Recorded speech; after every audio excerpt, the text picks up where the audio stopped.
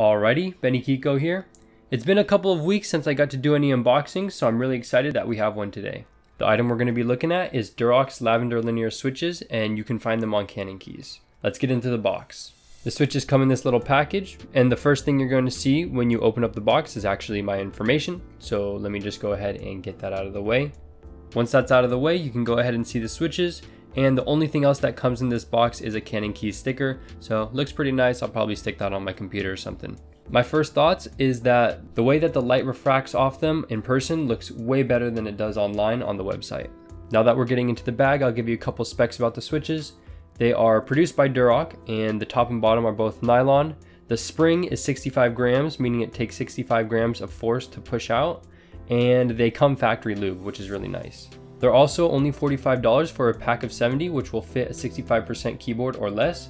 So that's super nice and a pretty good deal, especially for a quality switch. Really quick, I just wanted to show you guys what's inside of the switch. So if we go ahead and grab our switch opener, make sure you use the side that has 4 prongs on it and then the 2 outer prongs. All you're going to have to do is find the side with the gold plate and line it up to the opener where you see the extra big prong. So not the 4 little ones, but the larger one.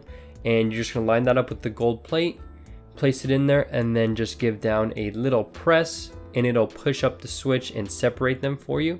So you see here, I grab both my thumbs and then I just place it there, and you'll see the prongs kind of get pushed up a little bit. Don't push too hard, you can bend the switch.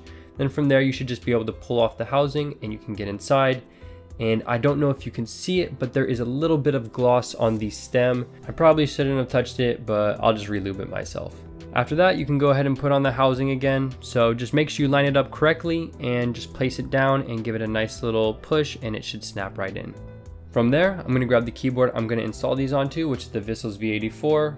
First, I take off the casing, the keycaps, and then go ahead and get rid of these switches. One thing I want to note is that I bought these switches for a different build that was a 65% build, and I totally forgot the Vissels V84 is a 75%, so I'm not going to be able to fill up all the switches. If you have this board, make sure you get the 90 switches instead of the 70 switches.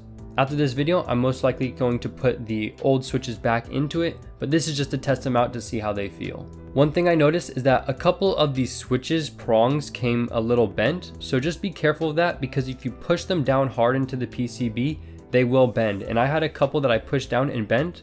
Fortunately, I was able to bend them back, but just make sure you grab the switch and just align it so it's perfectly straight and just place it in the switch with little to no force at all. You really don't want to accidentally break one of the switches. Put that last switch in, I'm pretty much done with the build, and I can go ahead and throw those keycaps on. The installation was super easy since they came pre-lubed and this board is hot swappable. I'm going to give you guys a couple of sound tests. The first one is from before the switches were added, and the second one is after I added the switches. Enjoy!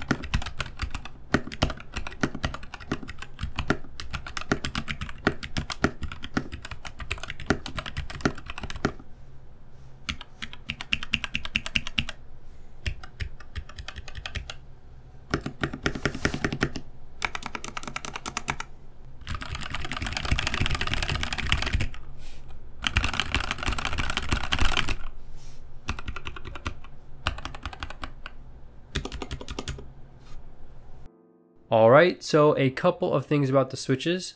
The main thing I noticed about the switches is that they're a little more dense and they have a deeper sound to them compared to the VS linear switches. The linear switches have a little more of a higher pitched clack to them and a little hollowness, while the Lavender switches have a deeper tone and more of a thump to them.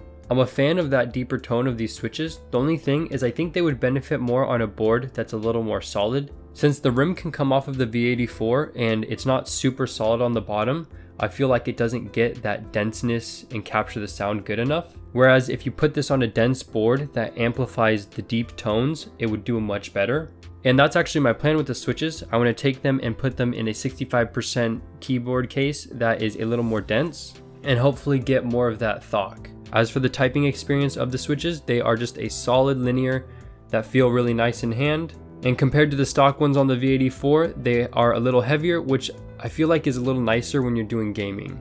And when I was typing, I didn't have any problems at all, and I thought they were really nice. All in all, I'm a big fan of these switches, and you'll definitely see them in future builds. That's going to conclude the review of the Lavender switches. I hope you guys enjoyed, and if you have any questions about them, please leave them down below. I'll make sure I get back to you on those. Also, I just wanted to say a huge thank you for 100 subscribers. I didn't think I would even get close to that, so I'm really surprised that I'm here, and I'm glad to be. And I hope you guys all enjoy the videos, and thank you for sticking around. I am going to try and get out a 100 subscriber video, hopefully sometime soon, so just stay tuned for that. I hope you guys have a fantastic rest of your day, and I will see you in the next one.